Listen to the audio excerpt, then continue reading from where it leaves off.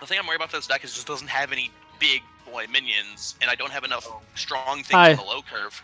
I just dragged you in here without knowing. Yeah. Just dragged you in here without letting you know. All right. So the stream isn't up yet. And I'm about to change it over, so we need to go like 10 seconds of silence, and then I can start. All right. So. Okay.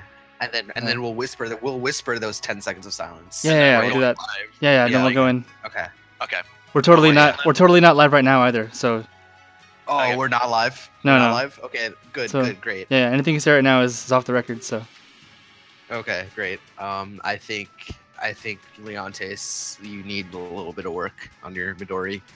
5 and 5 versus 5 and 5 didn't make versus Arc. playoffs. Just awful performance. I agree.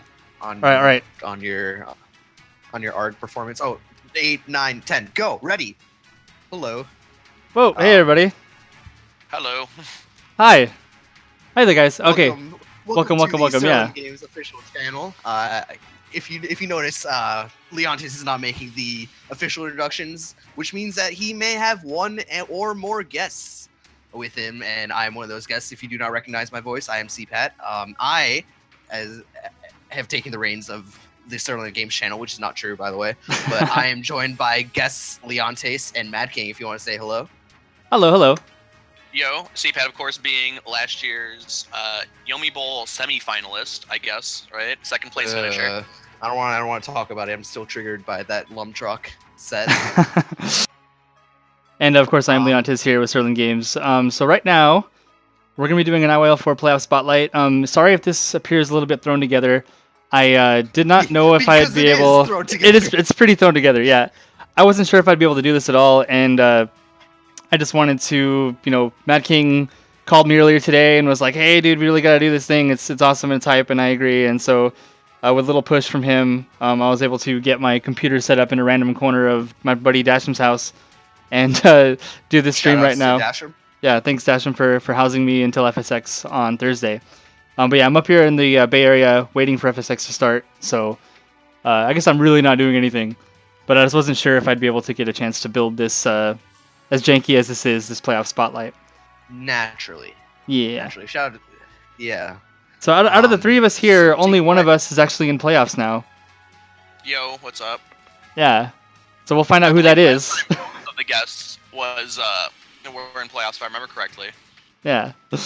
So I don't know. That's always weird inviting playoff bound players to commentate on other players. I think it's a little weird personally, but yeah, we specifically I think left you out of the loop last time. Maybe, I don't know.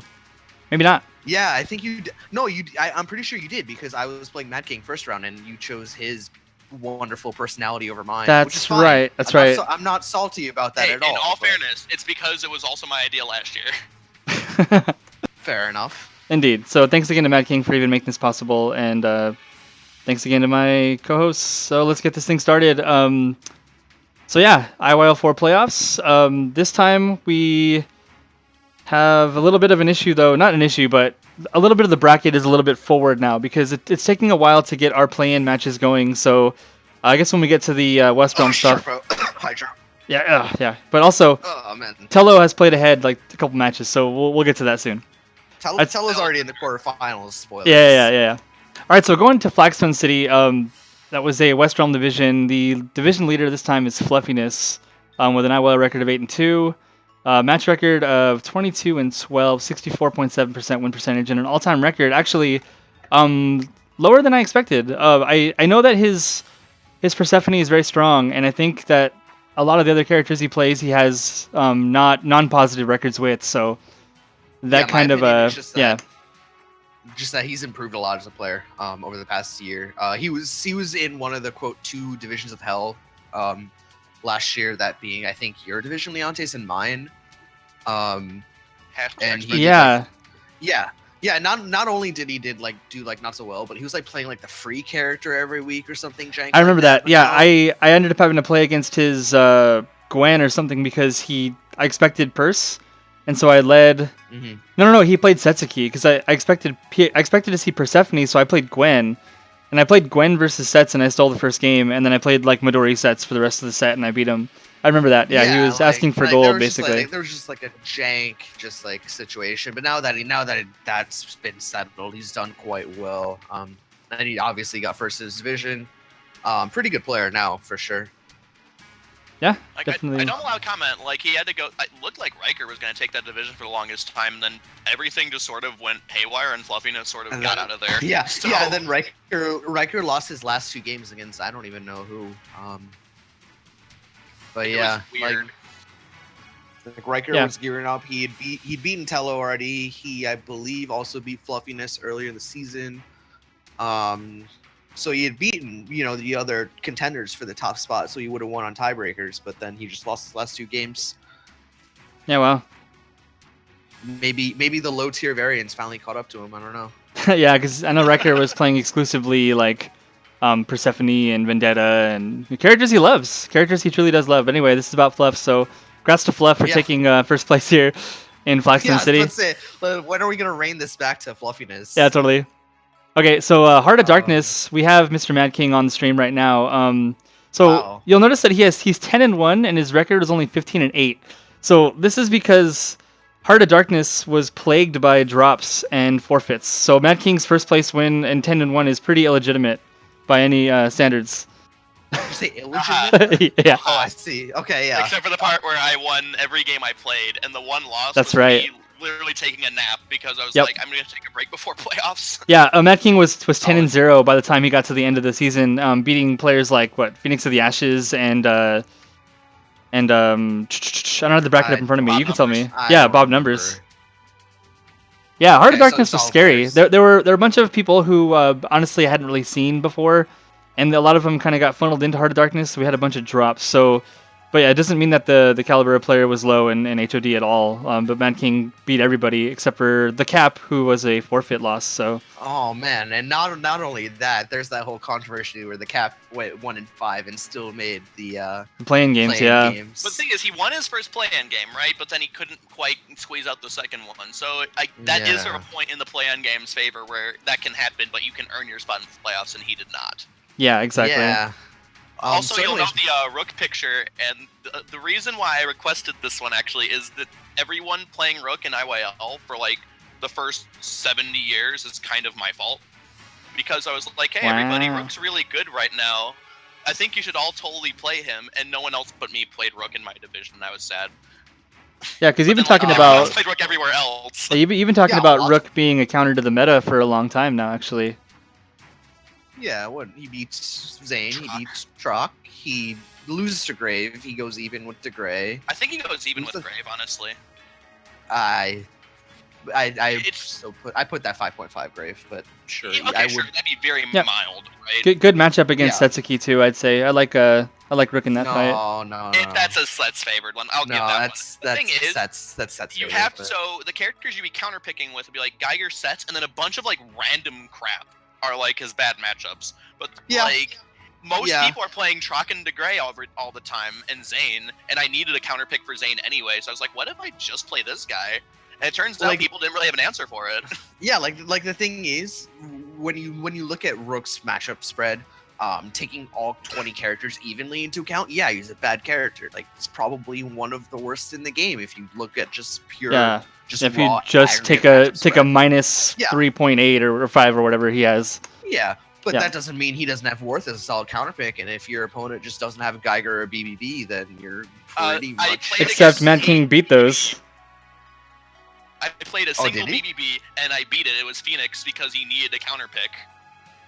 Yeah, and he did not succeed. So Mad King, we have your name on the screen right now. Tell us how you feel about the playoffs. So we'll get there in a minute because we'll get to matchups, but it's nice to make playoffs again. I've made playoffs for the previous 2 Yomi leagues as well. Hopefully, this is the one playoffs where I don't just lose my first game because that's happened. Haven't you lost the first game each time? Yes, we don't want to talk about that right now, okay? No, we don't want to trigger anyone here, especially one of our co-hosts. Yeah, it's early on. So I lost, including to one of our other co-hosts. Yes. Because, it is kind of your fault that I am playing Rook, at least a little bit. Well, you know what? You're welcome because you had the results. Indeed. Yeah, undefeated basically in Heart of Darkness. Pretty good stuff, man. What doesn't kill you makes you stronger, and if I'm the person that brought out that rook in you, I should get that IYL win once you win IYL4. Nice. Really. That's All right, so bringing it on to a person who deserves a lot of recognition as well for being one of the players to take a character that no one thought was anything, and suddenly Gloria is mid to high tier in the hearts of a lot of people. First with her. And to take first in Fox's Den, despite running into tons of Zane and tons of stuff, LK404 IYL record 8-2, match record is 24-13, so a good 64.8. But that all-time record is what makes me really happy about LK's plays, because he's 165 and 145, and he only plays Gloria, and he only plays against Zane. Like he is Rook, but yeah. Yeah, but he's made this character forever. It's like, I don't have the chart in front of me right now, but that's not 100% Gloria matches. But the fact that he is plus, like, ahead of 50% with Gloria after all this time, winning his division, doing really well, it's awesome. It's awesome to see, and I'm super happy for him. I can share the one experience I had playing LK404. This was, I think, maybe last year, maybe 2 years ago. Maybe it was last year, first round of Summer Smash. I led Setsuki against him, and I got trash the first 2 games. I ended up winning the set. It was pretty close. It was 4-3. Because I ended up counterpicking him into the Zane before people really realized how bad that matchup was. This was before. This was before people thought Zane Gloria was 6.5, 3.5, which is a number that, like, I think is where it's at. But, like, this was before people made that realization where, like, honestly, like, Setsuki at that time was considered the best counterpick to Gloria, and he just trashed my Setsuki in 2 straight games. I nearly lost all my confidence. So definitely LK44, very strong player, and I'm glad to see him doing very well. That division was a complete mess until the very last few games. Yeah, he was actually behind, and it was, is 5-Vet gonna win it? Is Hydro gonna win it? Is newcomer? Win it? Yeah. Hey, Sharpo, the other Sharpo LK determined Clint second. And like, it was just this crazy nutty division. Yeah, and then is ZQXX, the newcomer, going to take it? Like, everybody had a chance except for me. But I got bumped out. Actually, why'd you put the 2 Gloria mains together in one division? It's funny, actually. There were 2 Args and 2 Glorias in this division. Wow. Yeah. It was just just scheduling and timing. Like, it was all West Coast people, so it's really comes down to that more than anything. But yeah. So yeah, LK404 actually beat him in pools. Because I played Midori against him, and that's a really, really good matchup. We actually had like a counterpick carousel go where I think it started out as Geiger. No, Rook. Was it Rook Midori, and I stole game 1. Yeah, and then he beat me the second game. I switched to Jaina, beat his Rook. He switched to Gloria, which he wanted all along. My Jaina lost that fight, and then I switched to Midori, took out game 5. He later on went to play against ZQXX, and ZQXX being an ARG and Midori player did not want to play ARG. So he played Midori, and just after working with LK404 and realistically or historically, I've beaten him many times in the Midori ARG or Midori LK. Yeah, I'm calling Gloria LK404 now. Really? The Midori matchup. He's almost earned that title. Yeah, almost. Totally. So in the Midori Gloria fight, he has had to deal with me a lot, and so he made some key adjustments and ended up winning that set, I think 3-0 against ZQXX Midori. So wow. So he's confronting his demons and winning, and that's fantastic. I love to see that. All right. Yeah, I think he is close to a final note. I'm not really sure. I just want to look up his I'll look up the number right now while we. The Zane number, the Gloria versus Zane. Yeah, the Zane number, because I think it's ridiculously high for how bad that matchup is. Yeah. Well, he started by beating Razin at a bunch, and I was just like, who is this guy? Yeah, I mean, so he has nearly a 50% win rate in Zane Gloria. That's amazing, and he does have that rook counter pick if he needs it. So he's solid. Yeah. All right, so going to Freezebug, I want you guys to notice one important thing here. Match record 23-17, all-time record 25-21. That means he has literally 6 matches outside of playing IYL on the actual sheet. I mean, unfortunately, this is also the one guy here that is no longer with us because he was unfortunately killed by a rampaging Tello. Yeah. Tello played his matches a little early. Because Bob Numbers is one of the players he had to play against, and he loves to play ahead. So the the Bob versus Tello what happened, and I believe Tello took that set. Then Tello played Freezebug and won. Yeah, so I just want to give Freezebug the credit for winning in a division, Dragon Tail Vale. I don't have the bracket in front of me. You guys can tell me who else is in that division, but we got second place Volcania, third place Carandio, fourth place Mystic Juicer, fifth place Shax. Yeah, like holy crap. Not scrubby players by any stretch of the imagination. Right, and Freezebug was that Fra Orolo's mentor or mentee, or is that Mystic Juicer's mentee? I can't remember. In the men tournament before. I wasn't around for I'd assume it's a Fra because of the fact that he plays ARG, yeah. But yeah, so I mean, he wins a division against Volcania and Mystic. Yeah, like against amazing. Strong players. It's very, very, very, very well done, and yeah, especially as a first performance, like yeah. Sorry, Tello beat you. So what, right? Yeah, honestly, yeah, the reigning IYL champion beat you. Like, honestly, like, if I was in his position, like, I'd be happy with that performance. Yeah, so keep your chin up there, Freezebug. You're killing it, dude.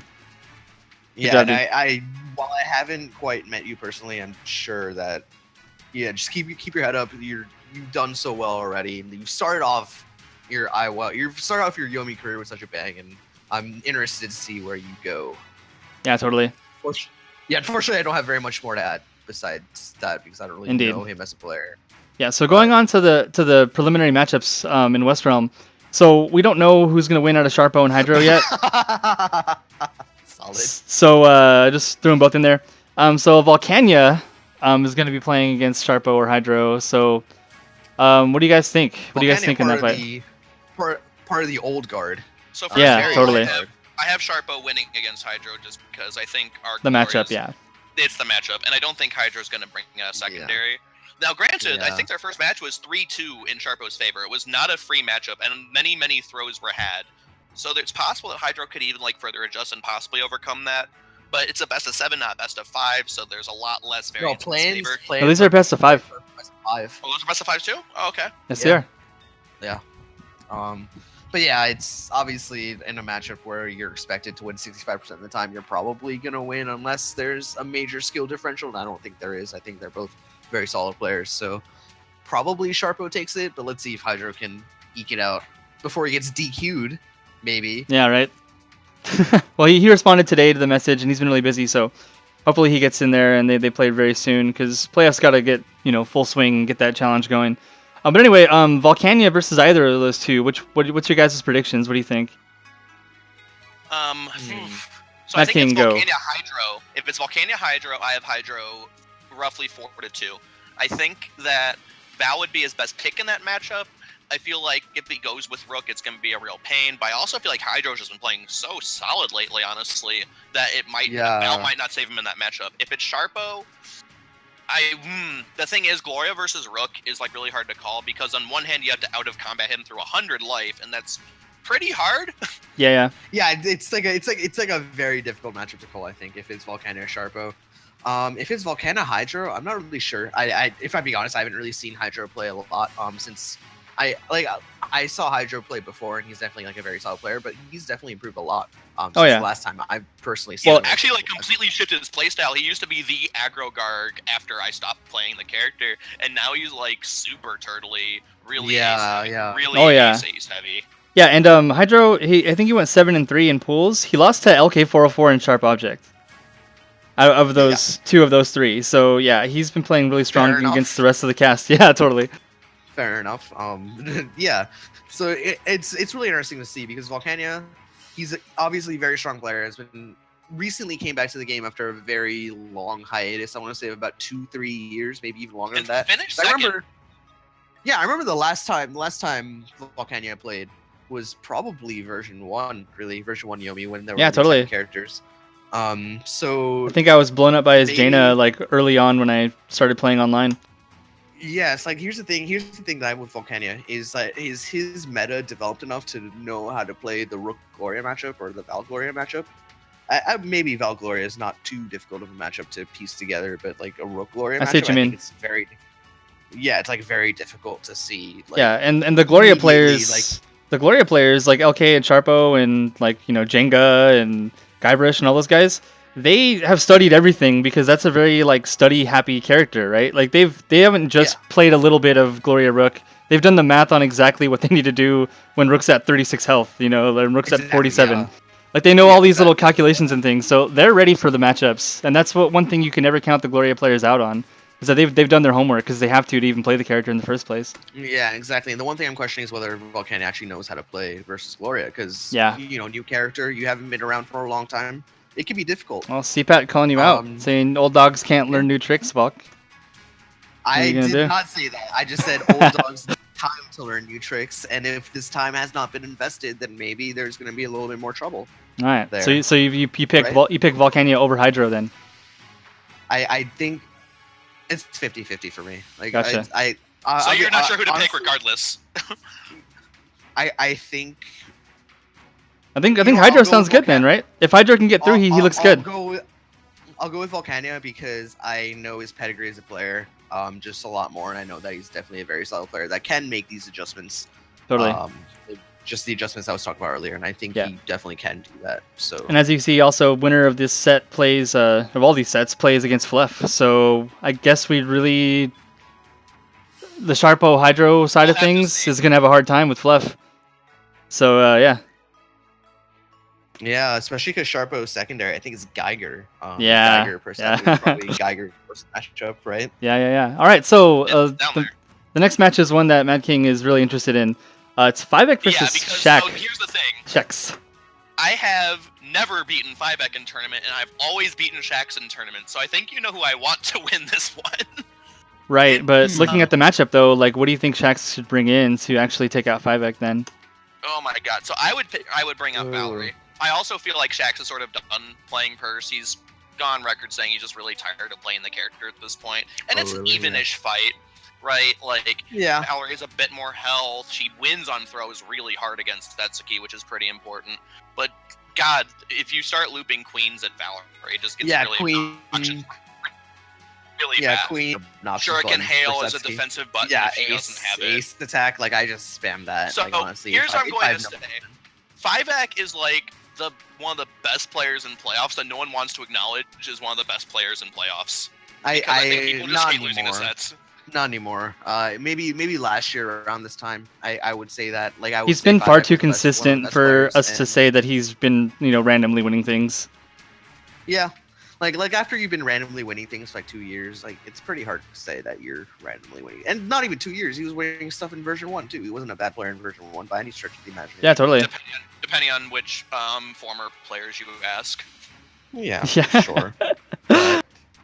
But yeah, at the end of the day, you know, he's been putting up results for a long time, despite his playstyle, which some might call random. Or so I'm going to add Tello in this I'm going to play the best option in my hand. But hey, guess what? At the end of the day, he's been winning things. So, like, sure, even if he does, quote, do that, then so I'm going to beat him then, right? Beat him. You have to give the man props, right? Yeah, beat him if you think he's so what's the word, like, he's so variant, ratchet Yomi. Just prove it then. Take him down. On what his hand is, but I don't know. That's all I have to say on 5ek. So West Realm has, I think, 3 players that played it very similarly, which is myself, in a weird way, which is myself, 5ek, and Thello. And we're all very much, I have this really amazing plan A that you have to get through before you can actually do anything else. And if you don't, we win. Notice that 5ek is very likely, might give away my pick a little bit, but, like, might well make it in the second round. I won my division with every game I played, and Thello's already in quarterfinals, so I don't think it's a terrible way to play the game sometime. No, not at all. Not at all. And he's put up the results. Anyways, for my prediction, I just have to go with 5ek, I think. I think 5ek's going to take it 4-1, 4-2, 4-2. Oh, my commanding. Self-interest prediction is Shax and 4. My realistic prediction is 5ek and 6. Yeah. And I won't ask, of course. Please don't let me play 5ek. I will not ask what you'll play. I'm not gonna ask you what character you're gonna play if you have to deal with either one of them, because there's some surprises. There's some surprises in store no matter who I play. It'll be fun. All right, well, you heard it here first, guys. Can't wait to see that truck come out. All right, so this is gonna be a good match. Truck would be a surprise. I played against Bob. Yeah. All right, so next matchup in the lineup, guys, Phoenix of the Ashes versus Riker. And looking on the picture there, you see Persephone and Vendetta. Instead of, like, you know, Geiger And good characters. Yeah, just like even Rook, because he was the original Rook, like really good Rook besides Volcania. Yeah, right? He was the OG. He was the OG Rook. Yeah, he was the one who said that Rooks. Rook Lum wasn't as bad as everyone said, and was winning that fight pretty consistently. Yeah. Even though it got nerfed in Rook's favor. But yeah, Phoenix of the Ashes, very strong player. I believe he won his division last year. Riker again, only second to Fluffiness. He won the Division of Death last year. I was his only loss this year, and other than that, he won every game he played. So. Yeah. So yeah, Matt King won on tiebreakers, but Phoenix of the Ashes, one of the strongest players we have out right now. Also a very valuation heavy person. Yeah. Very strong Onimaru. I can't tell what his best character is. If it's going to be either Oni or DeGray. He plays them both so well. I don't know. I've played him a lot in tournaments, but I actually can't remember. Yeah, no, he's willing to play BBB. He's willing to switch as much as possible to give himself the biggest chance to win. He's gone on record saying that he will never play Troc. Okay. He's gone on record saying that. So he has one mental hurdle then. That's the only one. And he played like almost mono Rook last time around and won his division. Right, and I think I was making comments about how if you're going to be a person who always wants to play the most optimal thing of all time, why are you playing Rook? And he won his division. So eat my words there. And now Mad King, he wanted the Rook picture to prove that hey, Rook's a great character, and don't count him out ever. So what do you guys think here? Riker brings Vendetta against either one of these characters. Well, so I feel like Persephone comes out against DeGray. I think like the matchup's not like as advantageous as we might have thought was for Persephone at first, but you can still run DeGray out of good cards quickly, and if you keep him knocked down, really his only relevant card left is kings and blocks. Yeah, so, it's a very slight Persephone favor. I wouldn't say it's anything substantial. It's better than playing Vendetta against DeGray because like what are you gonna do? You're gonna aggro an ace dodge. Like that seems kind of iffy, but sometimes you have to. It's like a thing you're activating a thing that is potential card investment, but he never has to. Because he just saves all the cards in his hand. Vendetta is not a fun time for Vendetta. It was for the characters pick. It's really hard to say. I think because these are two players that play a lot of characters. Characters, right? Like Riker can pick anybody. Riker could pick literally almost anybody. Like he could just start. Yeah, top tier all of a sudden. He could play to win and like switch characters and play some Gloria too. And Phoenix has answers to every single character, I think, in the game. Yeah, so this is gonna be a good set. If it's just this box, I think Persephone comes out. She has the best matchups against those two characters. Like Onimaru has a billion dodges, but if he's kept off final authorities from Barrier Soul, that fight can be really awkward. Yeah, I think Persephone could actually beat Onimaru, but that's a separate story. It's a weird matchup.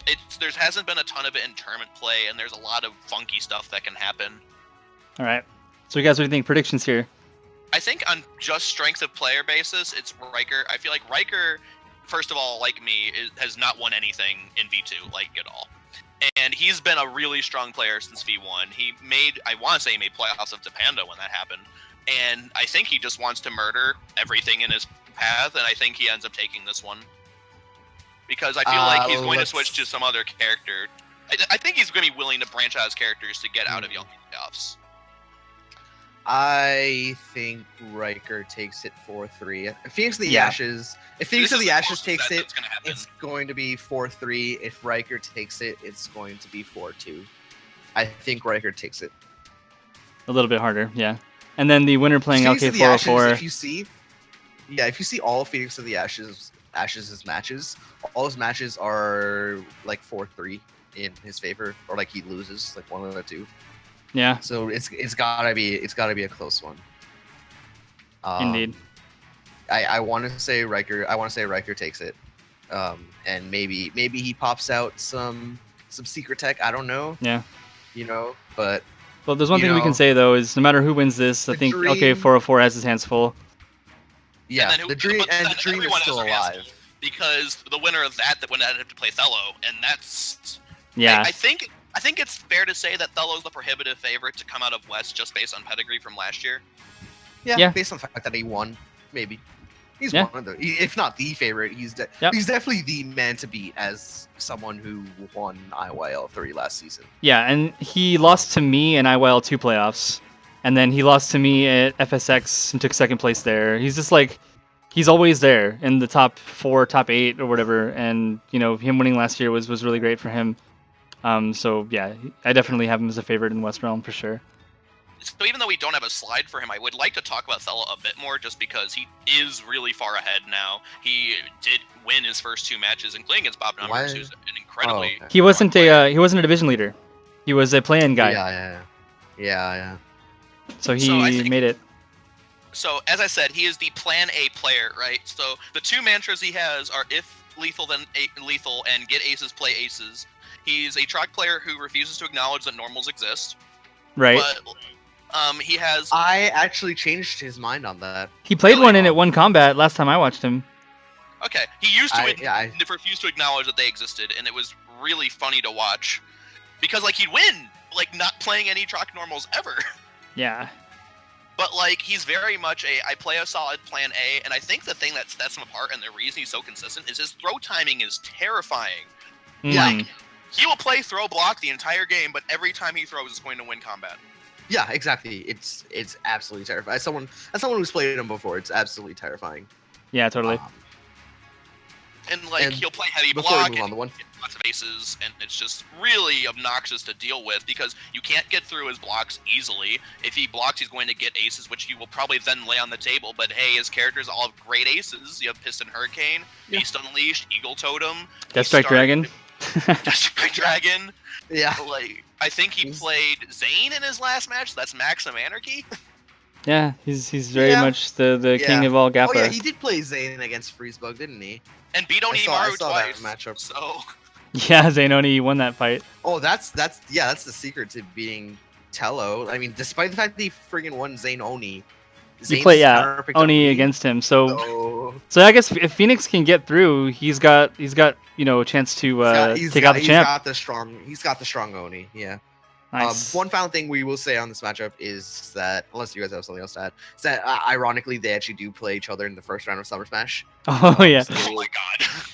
So that's interesting. I'm sorry, no, I was mistaken. It's actually Phoenix versus Mom Destroyer. So. Right, yeah, that's right. So. Yeah, I think he's his main mentor. So we'll see how this matchup goes. Right. Yeah. And So favorite to come out of West Realm.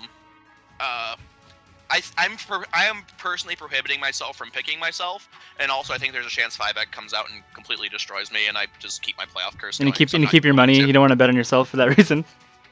Pretty much that reason. So I'm going to pick Thello to come out of West Realm. I am going to pick. Let me just pull up the list of names here. I'm gonna pick either. The thing is, unfortunately, I don't think it can be 5X because if 5X runs into like either Tello or like Riker, then he's going to be playing against Truck, and I don't think that can happen. So honestly, I think it's going to have to be either Tello or Riker, whoever wins that match. And I don't want to call that. Yeah. But I'll just say what I want my West Realm Grand Final to be, and that's Mad King Riker. I think both of you guys deserve to have a chance at Yomi Bowl. And both really strong players. Like you said, you're both super hungry for some kind of championship, some kind of tournament win. So both of you are. Sure. It'd just be a hype set because we play and like we hate each other when we play this. Oh yeah, no, it'll be the saltiest set ever. You guys will be talking trash the entire time. We love each other later, but like when we're playing, we play to piss the other player off. It's great. Oh yeah, like that moment, and then the 5 minutes after that moment, there's just gonna be so much sodium from one person. Yeah, no, it'll be like the set will end, and then somebody will just log off, and then they'll come back 30 minutes later. Riker, I'm not putting my money on you. I'm sorry. I have to pick Thello because I picked Thello last year and it panned out for me. So I'm gonna stay on the Thello train. All right, so heading over to East Realm now. Looking at Mirkwood Marsh as our first slide here. My buddy Mercyful Fate, of course. IYL record of 8-2, match record 27-17, so 6.0 club in IYL. Overall 151-134. So pretty decent numbers all around. He was the runner-up in the first International Yomi League. He had to play against Razik and got just completely bodied 4-0. Oh, really? Yeah. Really? Yeah, he won West Realm the first time around. And Geiger happened to him. Yeah, and he got Geigered out and destroyed in the Yomi Bowl. He played me in IYL2 when I beat him in a Game 7 where I went on to win the whole thing. IYL3, I think he went pretty far. Casually dropping that. Yeah, no, I'm just saying like the strength of his losses. He lost to me, he lost to Razik, and I forget who he lost to in IYL3, but it was somebody strong as well. So he's made it to playoffs. He's gone consistently far. This is his first time taking a division, so I know he's really enjoying that first round bye. We've but both been chatting Discord, just talking about our first round buys and sipping on wine and having caviar. He actually beat out Migo Hunter in the last week to actually steal the #1 spot because of how tiebreakers work. Oh man, that's a fun story too. Taking the best. And the one thing I will say about Mercyful Fate is, despite his very he reminds me a lot of myself in that we both make very crazy plays. Oh yeah. It's just that Mercyful Fate makes crazy plays all the time, whereas I make crazy plays only like 40% of the time. Yeah, like if you had a Grave Queen every single combat, like if you're playing EX Grave, you should just play that against Mercy, and you'll win every single time against him. Well, no, because sometimes, but then you'll run into like the elusive Mercy dodge, where the seven dodges in a row, and then the throw with every throw card I have in my hand, and then. He's so hard to like nail down to a single strategy. He just alters it so frequently and so drastically. On the table, though. Yeah, he is known for saying that if he's going to be stuck with a play, as long as he makes the play he feels was correct, he won't feel bad about losing combat. Exactly. Yeah, and very like. Yeah, he'll bet the Yomi ball in a standing 9 is what we're trying to say here. Yeah, he will. And honestly, like. He's probably one of the best players at that. The one thing I will say about him, though, is that maybe a year and a half ago, I saw this guy play, and I'm not gonna lie to you, I was not impressed. You were disgusted. I was disgusted. I was disgusted because it boggled my mind how he would just win matches, and not even that. The matches that I just saw him get bodied I saw him lose to LK404 because he just never blocked. But like.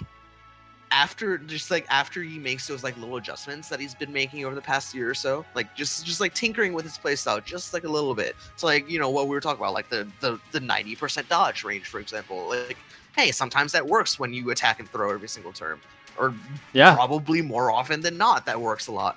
And this is just a player who I didn't used to believe in. Now I think I'm not quite yet on the Mercy train, but I'm getting there. Right. I believe. I believe a little. We believe in Mercyful Fate. Nice. And of course, the other point in his favor is he plays all super strong characters. He plays Zane, DeGray, and Trock. Good things happen when you hit with their big supers. Yeah. Sometimes good things happen when you hit their big supers in game mates of a 7-game set. Yeah, and Mercy, I know too, he took a really long hiatus after IYL3. He played in absolutely nothing, and he told me personally, he's like, I'm only coming back for the 4th season. Because he just needed some time to clear his head, because he'd gotten so close so many times, and he was starting to let that get to him. But now he's back, ready to go, winning his division. First. He's back with a vengeance. Right. So I had to pick an image for this one, and I basically just chose the mathematical correct selection for mastrblastr and Morningstar Sanctuary. Argagarg is the winningest character that he has on the Mystic Juicer chart.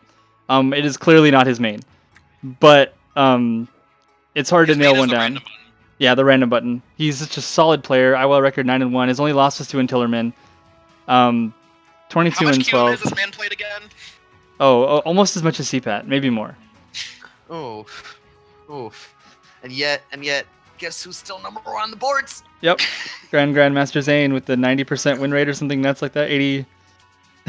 Anyway, mastrblastr. Mastrblastr is a really solid player. He's not quite 6.0 yet. 58 and 7. He's like 7 games or so away from getting that.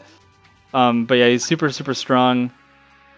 Zane is really good. His Vendetta is good. His everything is crazy. So yeah, I think probably the strength of mastrblastr is just that he from a mathematical perspective, he just understands the game so well. He knows exactly what range that he needs to play, and he's like probably one of the best players at just identifying what that range is, and if that range is not working, then maybe shift it. The one thing I will say is that he's prone sometimes to a little bit of tilt, from what I've seen. But granted, he's still a relatively new player. It's not like he's been around the scene for that long. I think he's been playing for less than a year. I mean, a relatively new player with like 200 something games and all-time record for tournament matches. So like, He's been very active. He plays a lot.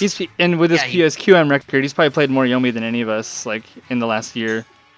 Oh yeah, for sure. I think let me. I'm just gonna pull up his profile. I think he has over 1,000 or so hours of just game time in Yomi in like the client. Yeah. Just like over the past year. So not this is a very dedicated man. Has a very good understanding of the game. Just needs to bring up that just mental fortitude just a little bit more. But already I think regarded as one of the top players in the game, and I wouldn't. He won the Pool of Death, didn't he? Yeah. I Am Nobody, Intillerman, mastrblastr, BD Koro, surprisingly. We'll see him a little bit later. But yeah, he won Morningstar Sanctuary, which that division was crazy. Yeah, absolutely. Through apologies again to everybody involved with Morningstar, but I think we had a hype season regardless. Yeah. Yeah, while I won't say you made you stronger. Yeah, exactly. Yeah, well, I won't say that was the hardest division because I think it's very hard to gauge that. I think that was definitely the division with the highest number of top players. Yeah, in it. I felt that Fox's Den was hard. I didn't even make it. Wampa finished 8th. Like, that's worth noting. Yeah, true. All right, moving on. Golden Plains, Radix T1. Again, I put a Argag there because I know he likes to fishy, but he plays a lot of other characters too. 10-1 in Golden Plains is a really crazy record. 22-8. 73-3. He did really well. I'm actually surprised to see his all-time record isn't anywhere near as like polarizing as I thought it would be. I don't know. Raxi was an interesting player in that I think he does really well against players who are clearly worse than him. And on the other hand, I think he does really poorly against players who are a lot better than him. Maybe. I don't know. It's hard to like. I don't know if the skill gap is so high that there's that many players that are better than Radix C1. Yeah, exactly. Like, the thing is, there aren't like he was a Tapanda player last year. He did fine. Like he didn't do great. He's the current holder of the Pasadena crown, which features myself, Mercyful Fate, Vivek, and LK404 as the other like 4 juggernauts of our little Pasadena meetups that we have. He beat me in grand finals last time. I think you mentioned a weakness of his, and what might explain his all-time record being a bit low is if someone plays a matchup differently, but effectively, he kind of has a weird time adjusting to it. If someone plays a matchup differently and wrong, like he's a mathematically strong enough player where like he can deal with that. But like if someone has an effective range shift within a matchup, it can really mess with his head a bit. Yeah, can somebody pull up his set win percentage? Because that could actually be a more telling number. Because if he's like 94-92, but he wins everything 3-2 due to like really good adjustments and just being solid all around, then that's a really good record. So I could see that happening actually. It's loading up. It's taking a while. Sure. His set win record is 22-23, so less than 50%. Interesting. Okay. Yeah. No, I don't know. I put Rex T1 in like my top 10 players though, so he's strong. Yeah, definitely a very strong player. Obviously, as much as I hate to make this comparison because I think it's kind of rude, like Mini Deluxe 917 comes to mind. Yeah, totally, and they're under the same umbrella when it comes to the Yomi theory and everything. Yeah, totally. Exactly. Princess Power all the way, right? Yeah, exactly. Yeah, Princess Power all the way. Speaking of Princess Power, I don't know why that number's so low. Because like just like you, I think I regard him as a very strong player, but. I don't know. Maybe things will finally start to click now, especially with a very, very strong showing in IYL4. 22-8 completely means that not only did he win his matches, he just completely dominated his division. Absolutely. And so why is the number so low? Why does Deluxe only have a 64% all-time record? Shouldn't it be like 80 or something? 64 is really high for 300 trials. I know. I'm still not convinced it should be that low. Like, I feel like every time I see Deluxe, he's winning. Shouldn't it be like a lot higher? So I'll make the statement that Deluxe is the #1 player in all of Yomi right now and has been for quite some time. Especially with Radzik out of the picture to not contest him for the throne. And Kleinatoy not playing as much in standard formats. He's playing a lot of other kinds of stuff, but Deluxe is like winning to Panda. He's doing well in like random tournaments, draft tournaments, and is and has been a very solid player over the past 4 years, probably 4 years. Yeah, and this is his first IYL. He just didn't play any other ones just for no reason. Other than because he thought he wouldn't do well. The round robin. Yeah, he thought he wouldn't if he doesn't like win his first 2 games or whatever, he's not gonna feel like playing and he's gonna quit. that's what he said he would do. He actually lost his first game. He lost his first game 2-3. Yeah, to Atilian, I believe. Yeah.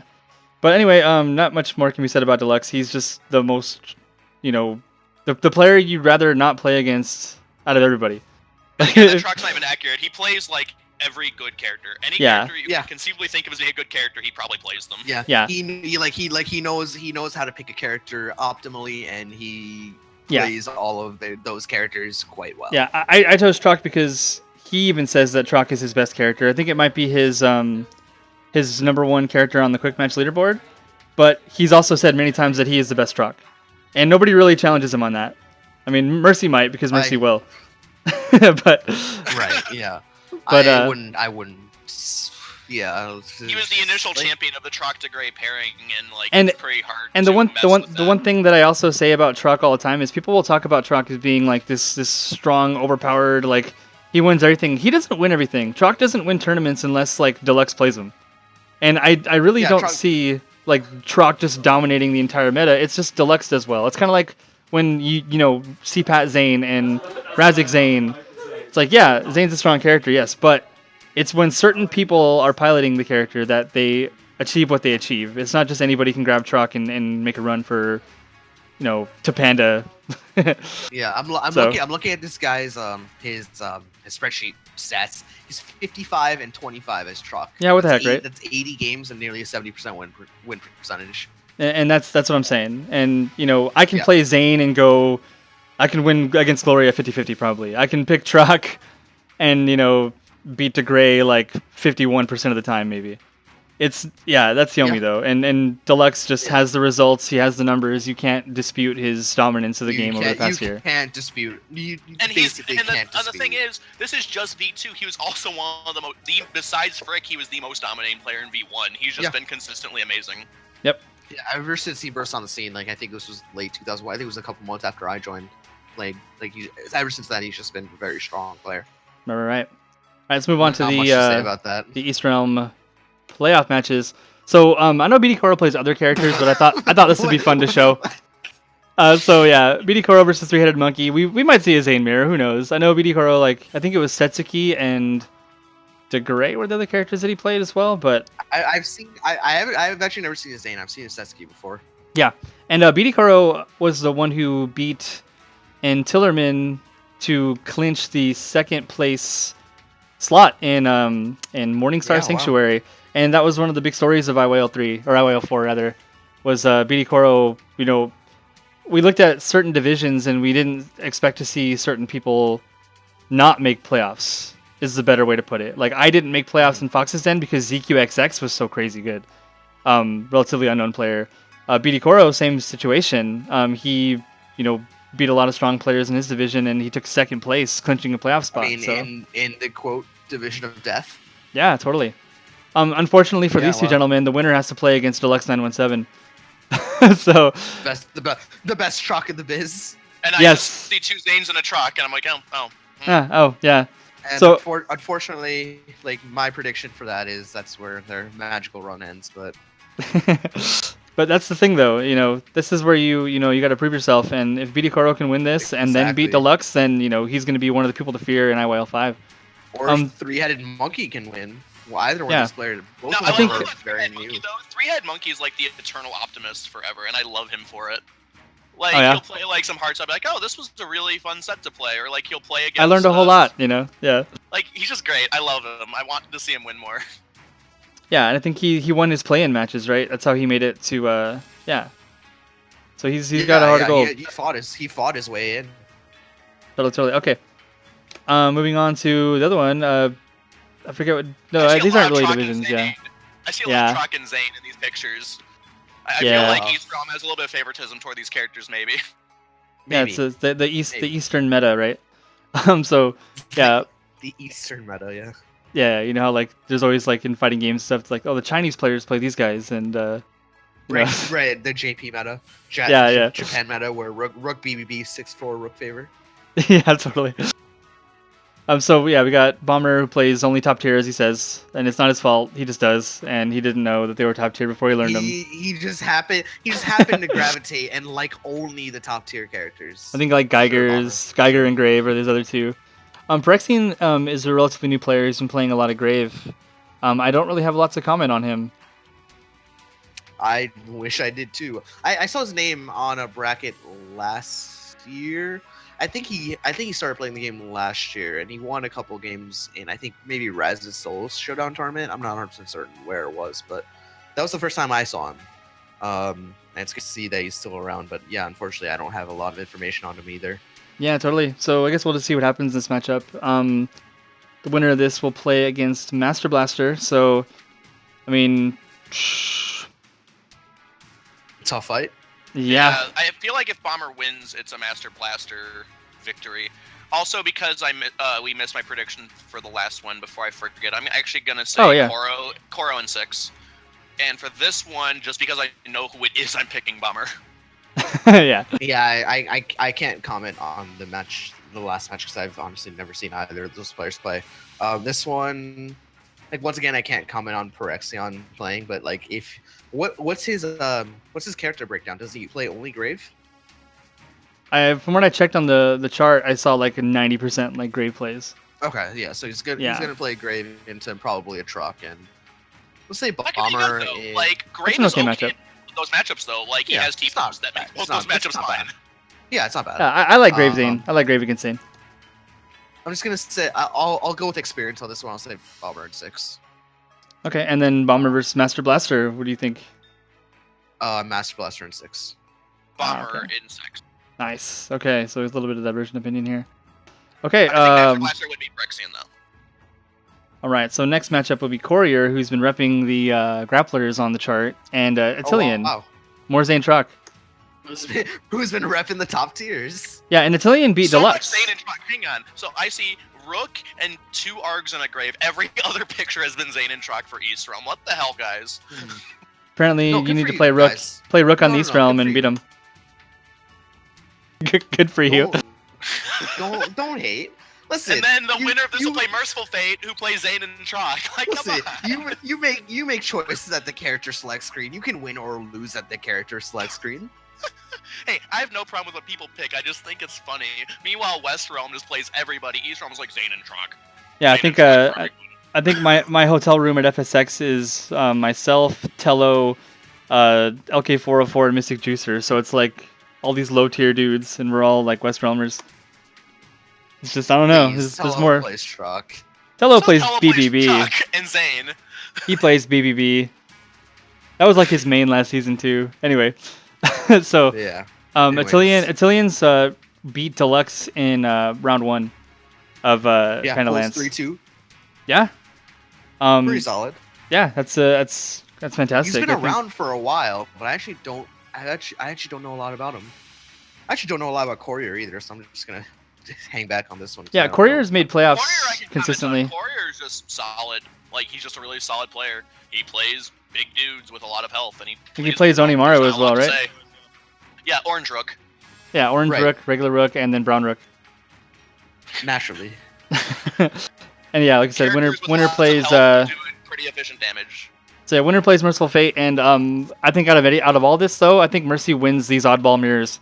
I think Mercy wins the Zane, the Zane Truck, the Truck.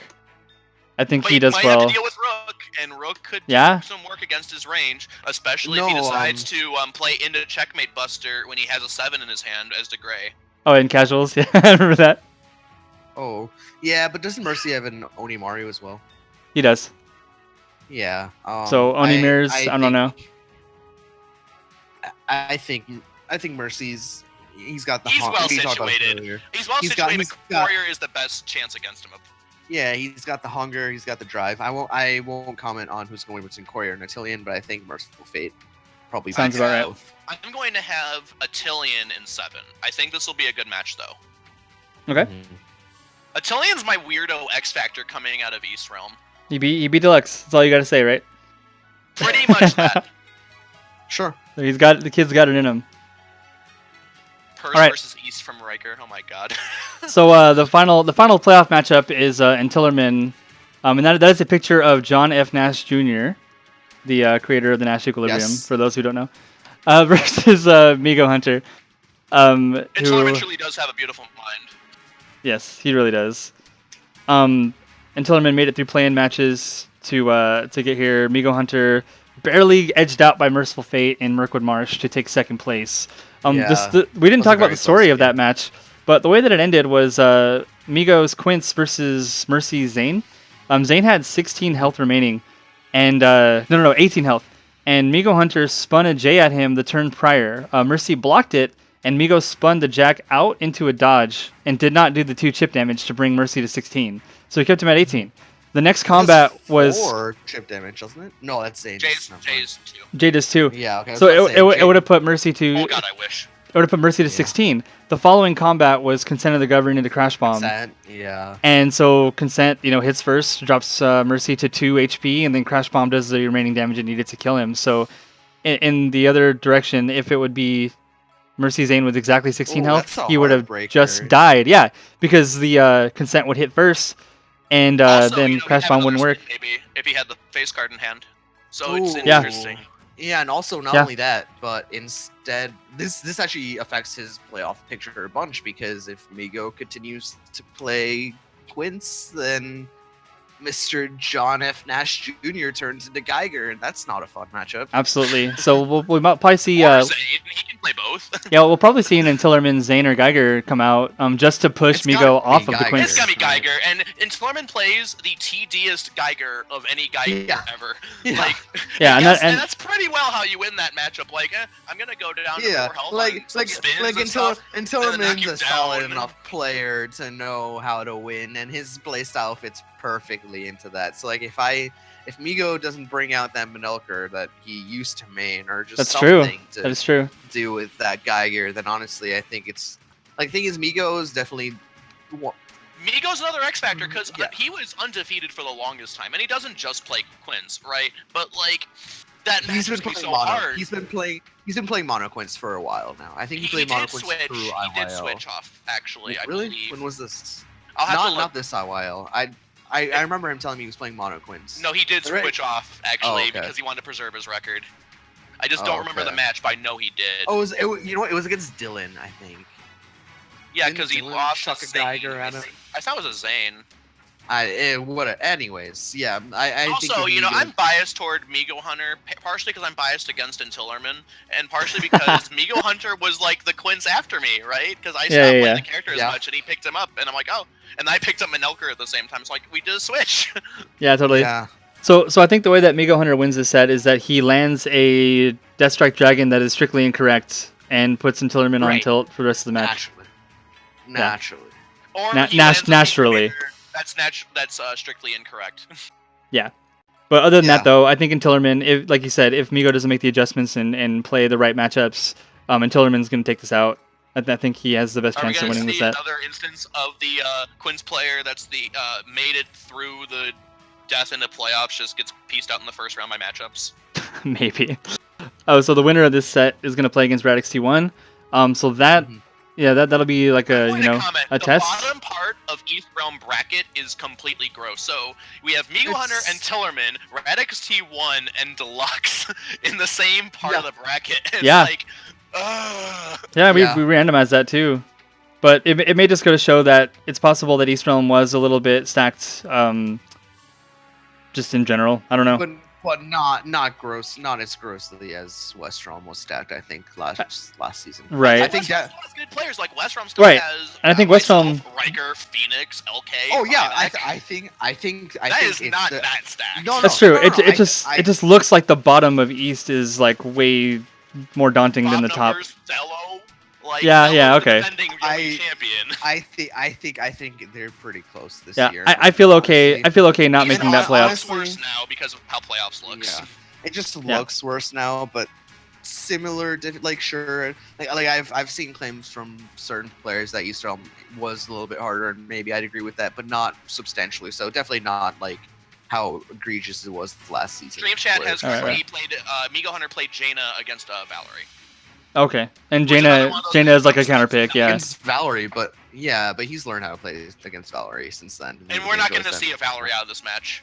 The thing is, like, Jaina also would not be great against either Zane or Geiger, so it's I'm interested to see what he pulls out. Like, he might still have the Manelker on deck against Geiger. I don't know what his pick against Zane is. I really don't. Yeah, this is gonna be a hype set. Oh, his pick against Zane is still Quince. He's gonna rock that probably. I mean, it's tough. It's tough. That matchup. It's easy. It's easy to play when you're in IYL pools and you know that you're not out of the season if you lose the match. It's easy to play Quince against Zane in that situation. But when you're in a single limb playoff against Intillerman, you might not play Quince versus Zane for 7 games. Yeah. And also, that matchup is totally not one you want to play in a best of 7 because if Zane like gets more time in that matchup, it's so hard for Quince to get an offense started. Man, remember when this wasn't me? I never made this claim, but remember when people used to claim that, oh yeah, Zane has a vortex and Quince has a vortex, so this matchup must be 5-5. Right? Quince has the unblockable vortex. The unblockable vortex was the thing that got brought up, right? And the other reason why was Raziek had like kind of a mental block against Quince, and him and I were the only real reps of the character at that time. So it looks like an even fight, right? Because like, the best player of each player is like going even with each other, and then I started losing the matchup more against Bomber and Mercy and Raziek and you, and I'm just like, Yeah. The Zanes are learning. Help. Yeah, you don't want Zanes to learn how to block and stuff. That's when they get really crazy. So the bottom half of this bracket, I think, determines who gets out of East Realm. If anyone but Deluxe makes it out of bottom half, I think Mercy is going to be your East Realm rep. I think otherwise it's going to be Deluxe. That's the exact claim that I have. As much as I love my boy Mercy, I think that he doesn't beat Deluxe to go to the Yomi Bowl, but I think that he can beat Intillerman. That'll be hard.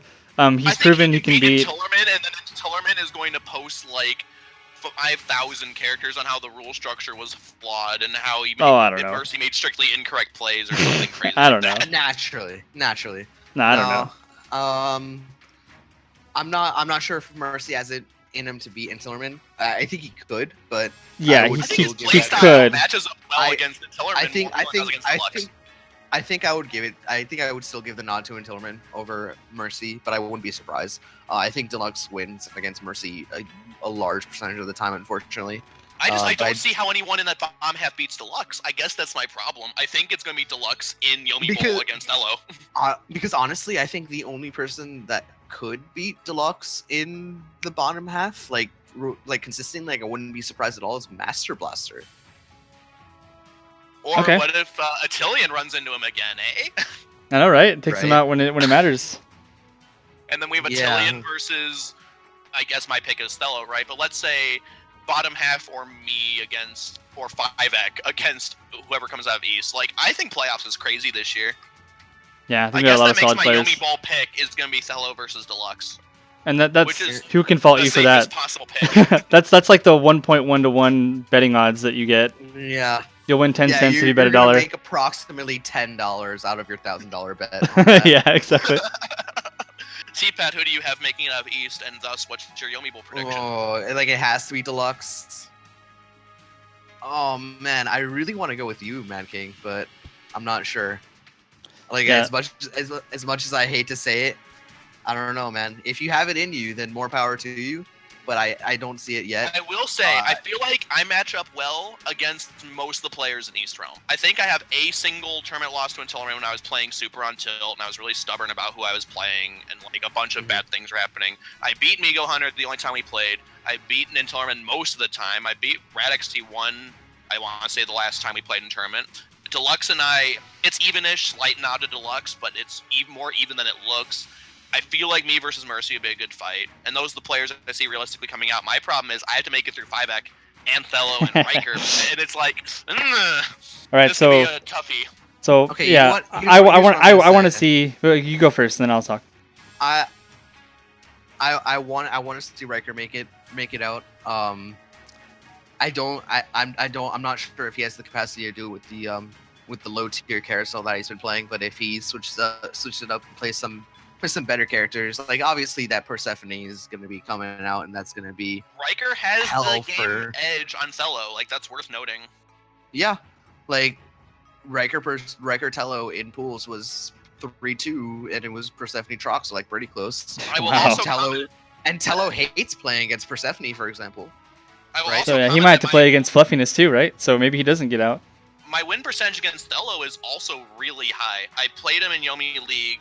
It was either last year, I think it was last year, and like dominated him with Quince, and then the only times we played in quick match, I've won the set. So I feel like I honestly, and this is gonna be me like going against my advice, right? If I can get through 5-ek, I feel like I have very good odds to make it out of West. Yeah, I like that too. Like my prediction for Yomi Bowl is going to be Mad King versus Mercyful Fate. Not just because you guys are two of my like personal Yomi bros, but because you both want it so much. Like total Hunger Games Yomi Bowl. I mean, yeah, I'll give you that. Yeah. And it would be good. Except for that last game, which you clearly didn't want, Matt King. Yeah, true. The last game in pools. He didn't care about going undefeated. Because here's what I'm going to mention. Okay, if you go undefeated, that adds an extra layer of stress to now I have to finish this undefeated playoff run to go with this undefeated season, right? And that's I'll comment that the last person who had an undefeated season lost to Leontes in playoffs, who then went on to win the whole thing. Yeah, but Leontes hasn't made it, so who yeah, else I'm is out. gonna be I'm not there. I'm not there to Cinderella story anymore. But you know what? I'm not going because I don't want that extra weight on my shoulder. I got my first round bye. I get to take a break. I get to enjoy myself playing Yomi. It's only a weight if you put it on your shoulders. It's very difficult. And not that's to. me. That's like, my whole problem. Ask the damn New England Patriots. Yeah, but I don't know. Well, I guess we have very different viewpoints on Yomi then. And if this game gives you any sort of stress, then maybe we have very different viewpoints on the game. I mean, that's how I think that's how I did better this season, right? Was I put a lot less focus onto it, but then like I'm still not a bad player, so I just get to relax and play what I like, and it happened to work out. So it's stressful if you're in my situation. You're like, I want to win something. I've been playing since V1. I've won absolutely nothing, and I'd like to change that. To be fair, yeah. You did beat me 11-0 in Hotel Room Casuals in Geiger Midori. No. I think that we looked at Leonte's matchup for Midori versus Geiger, and I'm the reason it's so bad. Yeah, it's like roughly even. Like I don't do as bad as I cry about, and then I look at the number and it's like, oh wait, Mad King beat me like 8-1 or something. Yeah. So you just blew my numbers up. 2 or 3 tournament matches last year where you guys just played that matchup for like I don't know why you did that. Because I'm stubborn and I'm bad. Because also the other characters he plays besides Midori, I'm not scared of. Like, yeah. Oh, are you not scared of that world class Degray? I am. Yeah, my world star Degray. My 20% win rate or something. With my 90% win rate against all Degrays. Yeah, true. It's like skewed so poorly. Like I think Degray is actually my worst character by a large margin. No, Degray is absolutely your worst character. You know what? Your Degray is your worst character. Your Setsuki makes me want to vomit the most. Oh, I know. I like my combos. It's like I'll do combos like Queen and then I'll like pump it twice and then go J King and then like a 2. Yeah. Yeah, you'll do illegal combos like that. So I'm going to ask a question to cpat, because you made Yomi Bowl last year. You sort of then decided, I want to live my real life, and then just didn't play Yomi Bowl this year, right? I forget if you're in Summer Smash or not. I am not. Okay, I remember seeing you in conversations like, is he in the tournament? That'd be kind of sick. So, how do you think you would have fared had you entered Yomi League this year? So let's see. Pools, I think in general were much easier than the pool I had to deal with last season. That said, even making IYL finals is something that takes a lot of luck. At the end of the day, Yomi is a game where you only do win 60% of your games. You lose 40% of your games, and the best players win 65% of their games. Maybe I don't know what Deluxe's win rate. I think it's like 63, 64 points something. Players, yeah, the best players win 65% of the games, which means that there's a lot of variance that goes on. It's very hard to make IYL playoffs without any sort of things going your way. And if things just don't go your way, then at the end of the day, you're not going to even make playoffs, or you're going to fall out first, second round. So see, the way that I interpret the 60% though is that being a 60% player means you go 9-1 though. Which is what's happening. Like we still see the top players are consistently the same top players. So it's like that 60% lets you win that many sets, because every time you sit down, you win a set because you're a 60% player. Exactly. Yeah. Which means that I don't think I would have doubted myself making playoffs. I think I would have definitely come out of playoffs as probably 1, 2, 3 seed. Although to be fair, the rules this year for head-to-head tiebreak just induced a lot of, I don't want to say variance, but it was just like a lot of fluctuation in rankings where like all of a sudden if you lose to one player in one game, you drop down from like second to like fourth or fifth. I mean, really I do agree with that. You could just be me and not lose your games. You know? I do agree with that. As a person who's a proponent of head-to-head, and I've been saying this a bunch too. I think the only issue that we're having with head-to-head right now is that there just aren't enough games. Like if we were playing like 20 matches, and head-to-head is like pretty flawless in that sense, because you're not going to have that situation where, well, this guy's in first, but if they lose this game, they're in fifth. Yeah, exactly. And I saw that happen in multiple divisions. Like it's very hard to say, like even if I would make first or second, if I lose to just like one random guy in a set, especially when it's first to 3 sets, like there are a lot of things that can go wrong in first to 3 sets. Yeah, and so it's a combination of round robin being a funky format, but kind of the only one that works for leagues, because round robin's kind of just got its own problems to deal with. And then using head-to-head and only having like 10 games. So it's still kicking around in my head as to what we should do next season to make things more evened out. Because, again, we just got to deal with forfeits and, people intentionally forfeiting to gain advantage. The head-to-head seemed like a good way to deal with it, but it might be an issue considering the number of trials. That I think I'm a head-to-head proponent for what that's worth. I feel like because head-to-head to me is just a way of saying, hey, if you win more against like good players, you're going to have an advantage when everything is put on the table. If you lose to good players and your wins are against weaker players, head-to-head will not favor you. The math is kind of flawed on that a little bit, and there have been forum posts on that. So we talked about it a whole bunch, and I understand both sides of the mathematics. Yeah, especially with a small sample size. So regarding the question, I'd say if the tiebreak rules were as if they were last season, I think I would do really well because I like games that I should win 3-0 against players who are clearly worse than me. I have no problem winning 3-0. Right. Like those games I'm very solid. Yeah, I'm more of a grinder. I'll win lots of sets like 3-2. Yeah. You grind out your sets 3-2. Like no, I'm done in like first round of Summer Smash 2 years ago. I think this was Setsuki Gwen. I think I won in 12 minutes. It was very fast. But yeah, given the new tiebreak rules, it definitely introduced a lot of variance in the rankings. So it's very hard to say how I would fare. And even more variance in the single limb bracket, where it's just like, hey, if you have one bad game, then you're out. Like, so here's my question. So I have one question here, and this sort of I think is an interesting idea, given how East Realm wound up shaking out. So I feel like, for the most part, the playoff structure is still good. 5th and 4th and 3rd are not guaranteed to make playoffs. You have the play-in matches, but 3rd place has the advantage that they have, like, the bye for their play-in match. Yeah. What would you think if, let's say, 1st place still isn't advantaged enough because you end up with complete messes like we have at the bottom of East Realm, right? Or you have a situation like me where I think I'm the only player to win every game I play, but I might have my personal worst matchup coming out of the first round. If after play-in matches are concluded, we know who makes playoffs, the first place finishers, in order of win-loss record, draft their matchup from the matchup pool. That goes underneath them. I think that would be very interesting. That said, I think that introduces a skill set that shouldn't be tested in tournaments to begin with. It's fair. Yeah. That would be my main argument against it. Right, like if I win a division, I'm going to make sure that there's no Geigers under me. Yeah. If I were to, because the thing is, under the grand scheme of things, like in an ideal world where we have thousands and thousands of tournaments, there just will be times where, like Leontes will just have to face a Geiger. And like, obviously that happens only like, that doesn't happen every single time, but it happens like say 15% of the time, 10% of the time. So that much. But like if you were to like artificially make the bracket that way, that seems kind of jank and like a very, very weird rule set to have.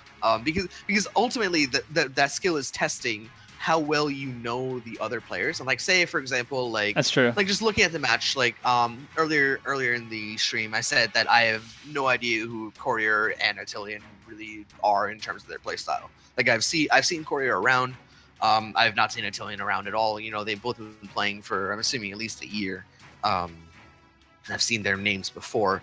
But like that's not really a skill that I think Yomi tournaments should test in the first place. So I would be very much against it. It was just a thought because I feel like maybe there should be. I don't know how you can add more of an advantage to finishing first in your division outside of guaranteed playoff spot plus the bye, right? Or like you start a game up in a best of 7 set or some stuff like that, but that's getting a little bit too too heavy. That's jank, and that's just, I would not watch something like that. That'd be a horrible rule. Yeah, at the end of the day, when you have these kind of single elim brackets in a game like Yomi, you're just gonna have variance, and at the in a tournament, like the best player is not gonna win 100% of the time, and that's okay. Yeah. Like it's not. Yeah, it's bad. fine. I like in a dream world where everyone plays their matches on time and we have a completely equal amount of players in all divisions that are of equal skill and like a wide range of everything, and everyone's willing to play at exactly 7 p.m. their time and. Everything works out. Yeah, right. I would have my ideal IYL is like Swiss with the double elim playoffs, but just looking at the logistics of running a league this big, it doesn't yeah, work out. Exactly, and that's why like honestly, guys, a lot of the decisions I make that may be controversial about how to run things or how the tiebreakers should work is really I'm really just trying to get the best interest of the most players who play and. Just getting games to actually happen at all is the whole purpose of IYL in the first place. Yeah, and like at the end of the day, like sure, the goal of like a set of tournaments, like a very large set of tournaments, is ultimately to determine who the best player is. But just one tournament, sometimes the best player isn't going to win 100% of the time, and like it just sucks that we have just like a small set of tournaments to work with, where it's just like, hey. One guy could just go on like an absolute tear for like 2 weeks that could actually just end up being really poor at the game and end up winning the tournament. That's fine. There's nothing wrong with that. It hasn't happened yet. It could, but it hasn't. Exactly. It hasn't even happened yet outside of the IYL2 winner. Right. I mean, I won like 4 tournaments in the span of 3 months and then nothing ever again. So hey, I mean, it happens, but Yeah, I got hot and I was playing good, and then I started playing bad, and then playing bad, I don't win things. So I should try to do what I used to do, like play good.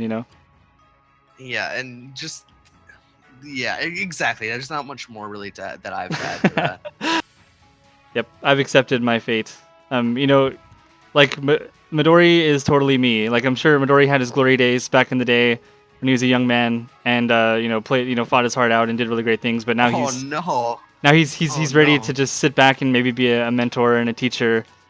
And I thought you were gonna say he's ready to sit back and just die to Manelker. Get DSD'd by Redless in a tournament setting. So we have our picks for who's making it out. I believe that cpat and I both have the same pick, right? Which is Thello versus Deluxe, unless I'm missing something. Oh, I actually picked Riker. Riker. I believe Riker. Okay, and Leontes went with the Mercyful Fate myself pick. So of those picks, who do you have being your IYL4 champion? Oh man. I think Riker versus Deluxe. I think it's very close. I think it's like 55-45 Deluxe, not even. Okay. Mine? Because like the thing is like before you like what have we been saying for like the past like 20 minutes? Like you're not gonna win 100% of your matches, so it's very hard to in a game like Yomi where like a game like where the best player wins like 90% of the time. Like it's very easy to make these bracket predictions because they're gonna be right like 90% of the time. But like these bracket predictions here where two of the best players, one's gonna have only a very slight edge over the other, like especially like with 2 great players like Deluxe and Riker. It's very hard to be like, hey, Deluxe is gonna win 4-1. That's it. No, hands off the bracket. Decided. They don't even have to play. They don't even have to play the game anymore. It's already decided. Like we've run the numbers. Like it's all set. Yeah. So that does put you with Deluxe as the Yummy Bowl champion if you had to put all your chips on the table. Yeah, why would I not pick the best player of all time? So I'm going to be a weirdo, and I'm going to pick Thello as my Yomi Bowl champion. Ooh, repeat. Wow, 2 in a row. 2 in a row. First of all, the only player so far, if my prediction shakes out, to make 2 Yomi Bowls, I would put my money on him. Right. Mm-hmm. Unless he plays against Mercyful Fate, in which case he's at 2 Yomi Bowls too. And that's what I'm predicting, that Mercy will be the first player to do that. And really? Yeah. That he'll be in Yomi Bowl 1 and 4. To make 2, yeah. To make 2, yeah. And my only advice during that matchup, the theoretical Mad King versus Mercyful Fate matchup, if Mad King can control his salt, he wins the set. Yeah, if Mad King that will be it. If he plays Rook, he plays Rook and relaxes and plays his game the way that he plays it, and Mercy runs into too many fists, which he is bound to do. I think Mad King can handle that. So you have 3 different picks for Yomi Bowl champion from your commentators. Watch us all be wrong, and Attilian wins over 5x. Yeah. I mean, it's funny that we didn't put 5x in the top, but it's maybe secretly we don't want him to, but he'll surprise us like he always does. The thing is, I want 5x to win. Like as a former mono. That's a key player. I want 5x to win. Yeah. Like, I won't be surprised if he wins the whole thing. We'll just put that out there. An absolutely insane grand finals for what that's worth. The thing is 5x. I don't think he can win against 2 trucks in a row in Tello Deluxe. Okay. That's why I don't have winning. Yeah, that's a good. Unless he has some sort of secret counterpick to truck, which would be sick. But I don't think that would be amazing. He busts out this Onimaru he's been practicing in private forever, and and then like the WWE music comes on, and like just theme music for the Onimaru comes on, and it's so hype. But no, totally. Unfortunately, I don't think that's happening. So yeah, the Haomaru song from Samurai Showdown. Mm-hmm. Yeah, unfortunately, that's why I don't foresee 5x making playoffs or making finals. All right. Well, that kind of wraps up the playoff spotlight for IYL4. Thanks to cpat and Mad King for being on board. We do have a tournament coming this weekend at FSX. For those who are attending, I know Tello will be there. I will be here. You'll probably see me streaming and doing matches and such. I am not sure if I'm going to play yet, as lame as that sounds, because I did win the last FSX tournament against Tello. And I might be busy streaming, and I might not even compete. But he's gonna be busy streaming. For sure. We'll see. He's not scared or anything. I mean, maybe. All right. Maybe this will happen. Maybe I'll play in pools, right? The day before, because pools are gonna be on Friday. Knock yourself out, and then have the backup excuse ready of like, oh, I gotta run the stream anyway. It's fine. Yeah. Right? No, I'll take first seed, and then I'll concede, and then I won't have to win. You got sick option selects. Yeah, totally. Like I'll make the top 4 cut, and then I'll just back out, and no one will ever know. Mm-hmm. And that's like the cheesy way out. But I do plan on playing in Fantasy Strike on Sunday, so that's I won't be streaming then. I'm excited for that. Like super excited for that. I can't wait. Will there actually be a stream on that? No, there will not. We're not ready for that yet. Say like that. And that's why I'll be playing in it. I'm gonna be playing in that. That's why you should subscribe to the Patreon that Sterling has. Yes, absolutely. We just got a recent build came out right now, and a lot of Jaina animations got updated. So if you're a Jaina fan, and her stage is almost done too. And who isn't a Jaina fan? I'm a huge Jaina fan. I like her a lot in FS as well. So having played FSX by Fantasy Strike, not having played FSX, Fantasy Strike the fighting game, I am very excited for Geiger. I'm really excited for Geiger. He is an exciting character. Yeah. Oh yeah. Yeah, I'm not sure who I'm gonna play in the tournament. I might actually play Valerie, pretty exclusively. She's so fun. So what? There's gonna be Yomi, Puzzle Strike. It's gonna be Flash Duel tournament. Here's tournaments. It's gonna be Yomi, Pandante, Codex, and Fantasy Strike. Oh wow. Yeah. The new blood. No Puzzle Strike anymore. So here's my plug. By the way. So if I win Yomi Bowl, as Leonte seems to think I will for some reason. You might want to get his head examined or something. The man does play Midori willingly against Geiger, right? So right, naturally. If you go to Gen Con, you may well meet the Yomi Bowl champion at the Fantasy Strike booth. Yeah, and a former Glory guy who will be demoing for Sterling Games at Gen Con in 2 months. And for anybody who's watching here, if there's anybody else who's going to Gen Con, or is still interested in going and maybe helping us run the Codex event hall, send me a PM on forums. Talk to me, and we might be able to work something out. So yeah, that's for people who are already going, or if you're considering going. If you make it out to PAX East, I'll be here. Oh, sick! Yeah. These are my stomping grounds. Nice. All right, guys. Well, I'll see everyone else at FSX this weekend. Thanks again for hanging out, and good luck to Mad King in the playoffs. Yeah, we're rooting for you. Yep. Actually, and now you can stare into the window of infinity as I switch from one screen to the next on OBS because I forgot to make a button to transition from scene to scene. So. Oh yeah. Yeah. Thanks. That's fine. Thanks to Twitch chat for. No, that's fine. We run this live. Yeah. Totally. Live, unedited, raw. That's what you should call your stream. Actually, Yeah. that's a lot like WWE. Yeah. True. And thanks for the 14 people who are watching still. There are 14 people watching. Yeah, I should have totally had my laptop next to me with Twitch chat so I could respond a little bit. Oh yeah, sorry for that. I responded a little. I responded a little bit. Oh, did Yeah. you? I was not prepared for that. Yeah, no problem. Oh, Wampa, do you want to play right now? Not now, but right now. Are we getting a 2-for-1 absolutely down on the Serlin game stream? Hey, yeah, do you want to play our Summer Smash game right now? Wow, just never before seen on the Serlin game stream. The 2-for-1.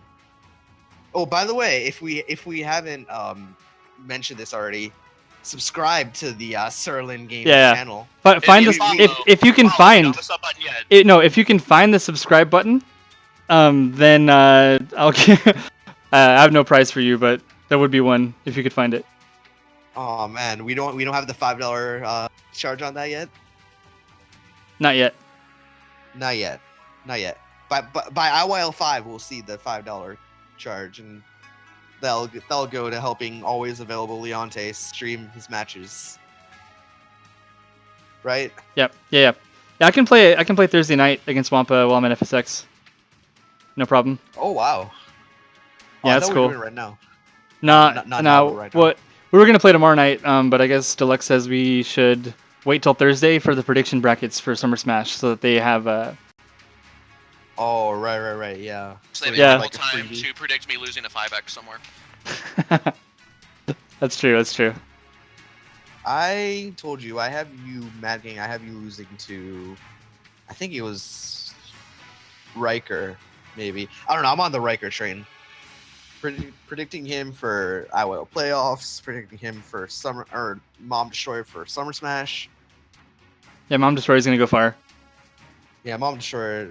Mothers will be destroyed. Just ravaged. Oh yeah, did you guys like the Nash face? Props to Mad King for that suggestion. Oh yeah, that was good. All right, guys. Well. I'm going to cut the stream now, and thanks for everyone for watching. And again, good luck to Mad King. We gotta do the countdown. That like ends at like 3. All right, ready? All right, wait. We gotta say bye first. All right, bye. All right, bye guys. All right. Bye. 10, 9, 8, 7, 6. It should cut by like now. 5. Yeah, 4, I clicked it. I clicked it already. 3. Okay, yeah. Okay, good, great. 3, 2, 1. Blah. All right, cool. Good job, guys. That was good. What's the stream delay on that? Like 10 seconds? Something like that. Yeah. I can't remember. That should be fun. Yeah. All right. Peace. Fun.